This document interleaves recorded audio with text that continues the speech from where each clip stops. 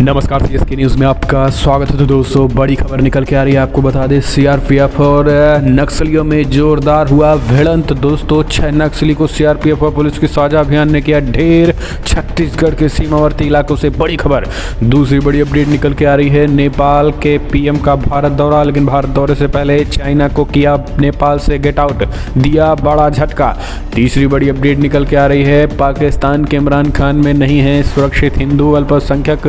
2 लड़कियों को अगवा कर उनका धर्मांतरण फिर अपहरणकर्ताओं ने से ही करवा दी गई है शादी। बेहद खतरनाक रिपोर्ट निकल के आ रही है पाकिस्तान से। चौथी बड़ी अपडेट बताएंगे दोस्तों, अमेरिका का ताइवान T2 प्लान। जी हाँ, बड़ी खबर निकल के आ रही है। बाइडेन ने किया T2 प्लान का ऐलान। चाइना के खिलाफ ताइवान और तिब्बत पर चढ़ाई का अमेरिका का खतरनाक प्लान।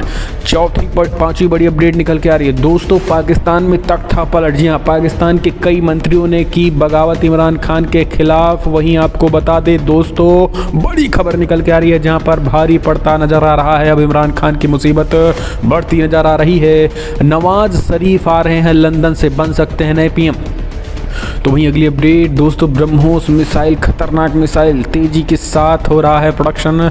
दुनिया भर में बजेगा डंका। वहीं इसरो ने, जी हाँ, इसरो ने चीन को दिखाई ताकत। प्रकाश कणों पर गुप्त संदेश भेज ड्रैगन को कर दिया हैरान। तो एक एक करके खबर विस्तार से आपको बताएंगे, लेकिन उससे पहले छोटा सा निवेदन, अगर आपने चैनल को सब्सक्राइब नहीं किया तो पल पल के अपडेट के लिए चैनल को सब्सक्राइब करना ना भूले। दोस्तों, इस वीडियो को लाइक करके ज़्यादा से ज़्यादा शेयर करिए। दरअसल पहली बड़ी अपडेट निकल के आ रही है। मुठभेड़ में तेलंगाना छत्तीसगढ़ के सीमावर्ती इलाके में 6 नक्सली ढेर। सीआरपीएफ और पुलिस के साझा अभियान में मिली बड़ी कामयाबी। तेलंगाना व छत्तीसगढ़ के सीमावर्ती इलाके में पुलिस व सीआरपीएफ की साझा अभियान में 6 नक्सलियों को ढेर कर दिया गया है। तेलंगाना के भद्राही कोंडागुम जिले के एसपी सुनील दत्त ने बताया है कि नक्सलियों के साथ दोनों राज्यों में सीमावर्ती इलाके के किस्त्राम थाना क्षेत्र के वन क्षेत्र में हुई मुठभेड़ में नक्सलियों में मार गिराया गया है। इस अभियान में तेलंगाना पुलिस, छत्तीसगढ़ पुलिस व सीआरपीएफ के जवान शामिल थे। पुलिस ने बताया है कि सर्च ऑपरेशन के दौरान सूचना मिली कि नक्सली सुरक्षा बलों द्वारा हमला करने की फिराक में हैं। इसके बाद साझा अभियान के तहत उन पर कार्रवाई की गई। सुरक्षा बलों और नक्सलियों के बीच सोमवार सुबह करीब 6:30 बजे मुठभेड़ हुई है। नक्सलियों के साथ पुलिस व सीआरपीएफ जवानों की मुठभेड़ अभी भी जारी है। एसपी सुनील दत्त ने बताया है कि पूरे इलाके की घेराबंदी की गई है, स्थिति की निगरानी की जा रही है। हम चलते हैं एक और अपडेट लेते हैं दोस्तों। चीन को बड़ा झटका देने की तैयारी में नेपाली पीएम। भारत दौरे से पहले कर रहे हैं बड़ा ऐलान। दोस्तों, नेपाल के प्रधानमंत्री शेर बहादुर देउबा अपने भारत दौरे से ठीक पहले देश में चीन को बड़ा झटका देने की तैयारी कर रहे हैं। शेर बहादुर देउबा ने अमेरिका के मिलिनियम चैलेंज कॉरपोरेशन को पुष्ट करने पर जोर दिया है। उन्होंने कहा है कि 50 करोड़ अमेरिकी डॉलर का कार्यक्रम नेपाल के राष्ट्रीय हित के खिलाफ नहीं है। देउबा का बयान ऐसे समय में आया है जब चीन अपने कर्ज की जाल बन चुके बिल्ट एंड रोड प्रोजेक्ट की नेपाल में लागू करने के लिए एड़ी चोटी का जोर लगाए हुए है। साथ ही अमेरिका की MCC कार्यक्रम का कड़ा विरोध भी कर रहा है। वहीं आपको बता दें कि ऐसे कई प्रोजेक्ट हैं जिसको नेपाल के पीएम पहले ही देउबा ने गेट आउट करने की तैयारी कर चुके हैं। तो ये कहीं ना कहीं अपने आप में बड़ी खबर निकल के आ रही है। नेपाल ने चाइना को झटका। एक और अपडेट लेते, पाकिस्तान में हिंदुओं की हालत खराब। दोस्तों, इमरान राज में सुरक्षित नहीं हिंदू। 2 लड़कियों को अगवा कर किया गया उनका धर्मांतरण, फिर अपहरणकर्ताओं से ही करवा दी गई शादी। पाकिस्तान में एक बार फिर से धार्मिक अल्पसंख्यकों के उत्पीड़न का मामला सामने आया है। पड़ोसी मुल्क के सिंध प्रांत में एक नाबालिग सहित 2 हिंदू लड़कियों का अपहरण कर लिया गया है और इसके बाद दोनों का जबरन धर्म परिवर्तन कराया गया है। जिन लोगों ने उन्हें अगवा किया था उनमें से ही दोनों की शादी करवा दी गई। एक पीड़िता की उम्र महज 13 साल है जबकि दूसरे की 19 साल है। इस तरीके से एक बार फिर से इमरान खान के नए पाकिस्तान में अल्पसंख्यकों के ऊपर ढाए जाने वाले जुल्म की पोल खुल गई है।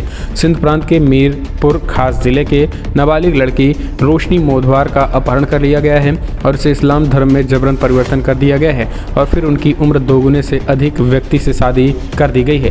पाकिस्तान के नेशनल असेंबली के सदस्य और देश के अल्पसंख्यक नेता लालचंद मल्ही ने पीड़ित की जानकारी को साझा किया है और उन्होंने अल्पसंख्यकों के खिलाफ अत्याचार और उनके जबरन धर्मांतरण को रोकने में विफल रहने की सत्तारूढ़ इमरान खान के नेतृत्व वाली पीटीआई सरकार की आलोचना की। हम चलते हैं एक और अपडेट लेते हैं दोस्तों। बड़ी खबर निकल के आ रही, बाइडेन प्रशासन के T20 प्लान से आखिर क्यों बौखलाए चाइना। बड़ी खबर निकल के आ रही है, तिब्बत और ताइवान 2 जगहों पे अमेरिका करेगा चढ़ाई। दोस्तों वर्ष 2021 समाप्त होने से थोड़े दिन शेष बचे हैं, लेकिन आपको बता दें पूरे वर्ष अमेरिका और चाइना के बीच नया शीत युद्ध का दौर चलता रहा। इस वर्ष भारत समेत चीन का कई देशों के साथ सीमा गतिरोध जोरों पर रहा। ऐसे में सवाल उठता यह है कि क्या नए वर्ष में चीन और अमेरिका के बीच संबंधों में नरमी आएगी या चीन अमेरिका के बीच गतिरोध और बढ़ेगा।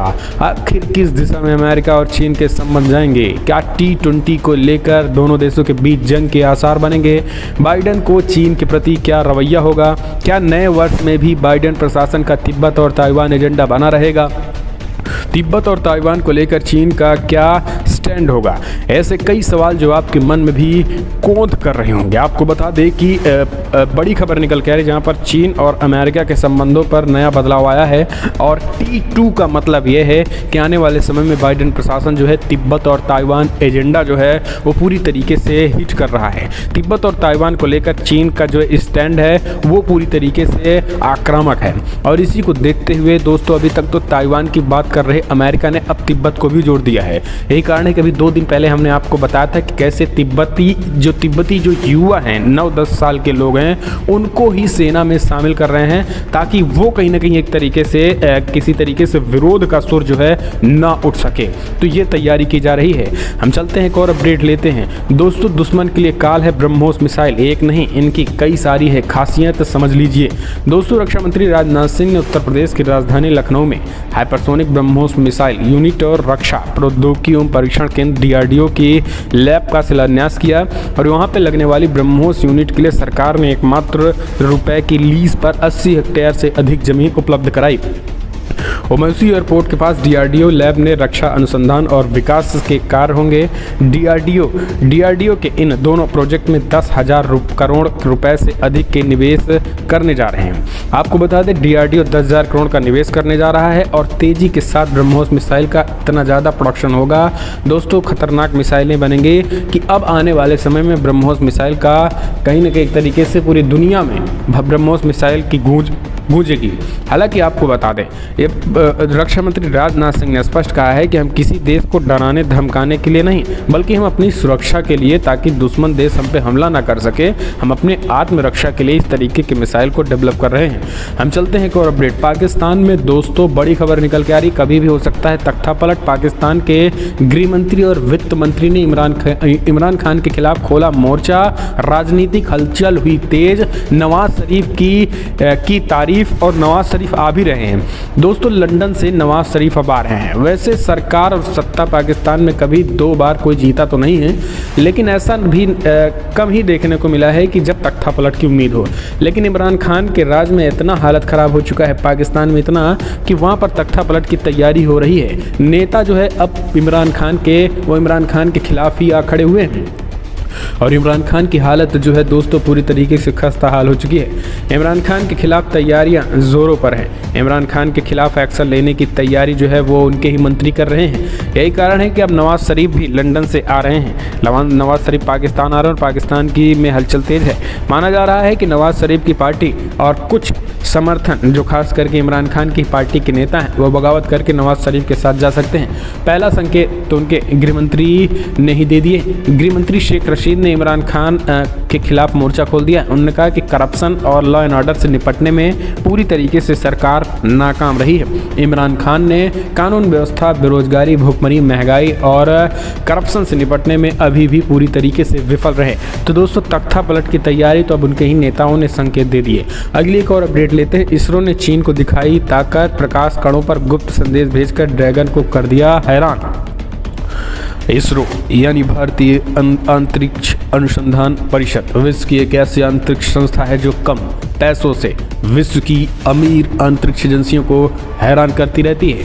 और इस साल इसरो ने जासूसी करने में माहिर चीन को एक ऐसा सबक सिखाया है जिसे चीन हमेशा याद रखेगा। इसरो ने दुनिया में पहली बार इस साल ऐसी तकनीकी का प्रदर्शन किया है जिसमें चीन की जासूसी करने वाली साजिशों पर पानी फिर जाएगा। इसरो ने अब ऐसी व्यवस्था कर दी है जिसे आने वाले वक्त में चीनी हैकरों के लिए किसी भी सीक्रेट मैसेज को हैक करना नामुमकिन होगा। दोस्तों अब आपने अक्सर देखा होगा, सुना होगा कि चीन के हैकर्स भारत की सुरक्षा में सेंधमारी करते रहते हैं और भारत की गोपनीय जानकारी को चुराने की कोशिश में लगे रहते हैं। साथ ही सबसे बड़ा डर मिलिट्री फ्रंट पर होता है, कहीं सेना से संबंधित गोपनीय मैसेज लीक ना हो जाए। ऐसे में इसरो ने इस साल ऐसे टेक्नोलॉजी को डेवलप करने में कामयाबी हासिल की है जिसे क्रैक करना चीनी हैकरों के लिए नामुमकिन नहीं है। हम चलते हैं एक और अपडेट लेते हैं। कनाडा जस्टिन ट्रूडो ने चीन पर लगाया आरोप, कहा देशों को एक दूसरे के खिलाफ इस्तेमाल कर रहे हैं।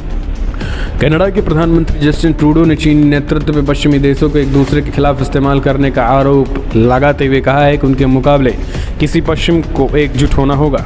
कनाडा के टीवी नेटवर्क ग्लोबल टीवी के साथ इंटरव्यू में प्रधानमंत्री जस्टिन ट्रूडो ने कहा है समान विचार के देश चीन के खिलाफ एकीकृत मोर्चा बनना चाहिए। उन्होंने कहा है कि हम प्रतिस्पर्धा करते हैं और चीन प्रतिस्पर्धी बाजार में हमें एक दूसरे के खिलाफ इस्तेमाल करना है। कनाडा के प्रधानमंत्री ने कहा है कि अगर चाइना की यही हालत रही तो पाकिस्तान पर प्रतिबंध भी लगेंगे। हम चलते हैं एक और अपडेट। यूपी में धन कुबेर पीयूष जैन की आज कोर्ट में पेशी। एएसआई की मदद से होगी घर में खुदाई। अब तक 260 करोड़ रुपए हो चुके हैं बरामद, अभी भी हो रही है गिनती। दोस्तों यूपी के कानपुर में परफ्यूम कारोबारी पीयूष जैन को गिरफ्तार कर लिया गया है और शुक्रवार तड़के उसे हिरासत में ले लिया गया। जानकारी के मुताबिक जैन को जीएसटी कार्यालय में रखा गया और उन्हें कोर्ट में पेश किया जाएगा।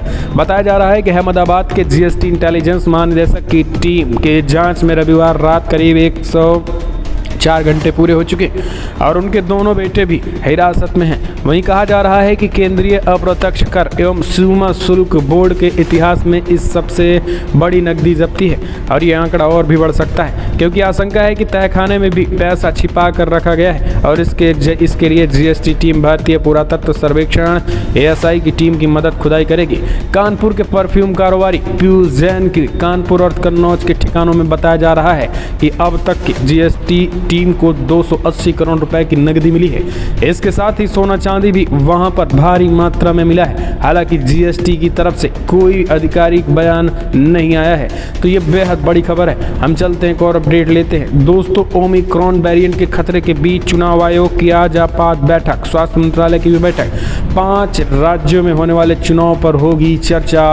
दोस्तों चुनाव आयोग और स्वास्थ्य मंत्रालय आज 5 राज्यों के चुनाव को लेकर बैठक कर रहे हैं। ये बैठक आज 11 बजे से शुरू हो चुकी है। ऐसा माना जा रहा है कि बैठक में कोरोना वायरस के नए ओमिक्रॉन वेरिएंट के बढ़ते खतरे संक्रमण के बीच चर्चा होगी। चुनाव आयोग के एक वरिष्ठ अधिकारी के मुताबिक बैठक में ओमिक्रॉन वेरिएंट के वैश्विक स्तर पर बढ़ रहे संक्रमण और भारत में आने वाले दिनों में इसके प्रभाव को लेकर विस्तृत चर्चा होगी। केंद्रीय स्वास्थ्य मंत्रालय के सचिव आयोग को इस बात की जानकारी देंगे। राज्य सरकारों को अब तक केंद्र की ओर से भी निर्देश दिए गए हैं। तो ये बेहद बड़ी खबर निकल के आ रही है। दोस्तों फिलहाल पल पल के अपडेट में इतना है, लेकिन अगर आपको वीडियो पसंद आया तो लाइक करें, शेयर करें।